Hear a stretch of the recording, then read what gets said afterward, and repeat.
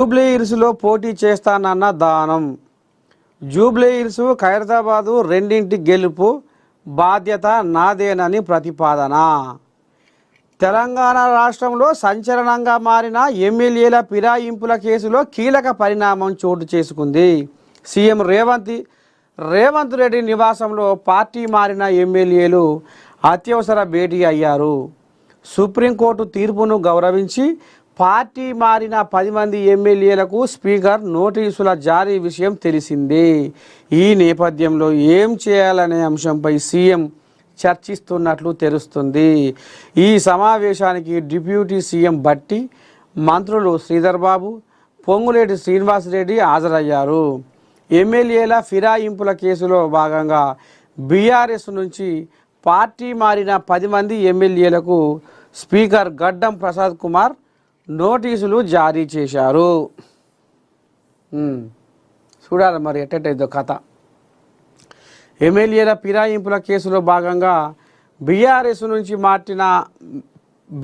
నుంచి పార్టీ మారిన 10 మంది ఎమ్మెల్యేలకు స్పీకర్ గడ్డం ప్రసాద్ కుమార్ నోటీసులు జారీ చేసిండట. చూడాలి మరి ఏం కథ జరగబోతుంది, ఏం కథ అనేది ఇందాం. మూసి ముందుకు హైదరాబాదు గోదావరి జలాలు జంట జలాశయాల నింపే పథకానికి నేడు సీఎం రేవంత్ శంకుస్థాపన. 2027 డిసెంబర్ నాటికి హైదరాబాదు తాగునీటి అవసరాలు తీర్చేలా ప్లాన్. మూసి పునరుజ్జీవన పథకంలో భాగంగా ఉస్మాన్ సాగర్, హిమాయత్ సాగర్ చెరువులను మంచినీటితో నింపేందుకు ఉద్దేశించిన Godavari drinking water scheme phase 2-3 పథకానికి ముఖ్యమంత్రి రేవంత్ రెడ్డి సోమవారం శంకుస్థాపన చేస్తారు. 7,360 కోట్లతో ప్రభుత్వం హమ్ విధానంలో ఈ ప్రాజెక్టును చేపడుతుంది. ఇందులో ప్రభుత్వం 40% పెట్టుబడి వాటా పెట్టనుండగా కాంట్రాక్టు కంపెనీ 60% నిధులు సమకూరుస్తుంది.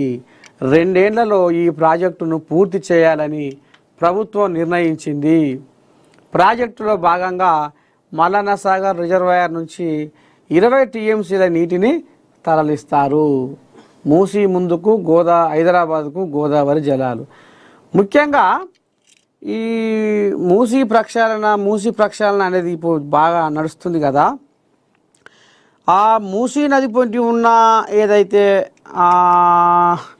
జనాలు కానీ అక్కడ పండే పంటలు కానీ మొత్తం ఇప్పుడు ఎట్లా అంటే ఈ కెమికల్స్, రకరకాల కెమికల్స్ అందులో పడి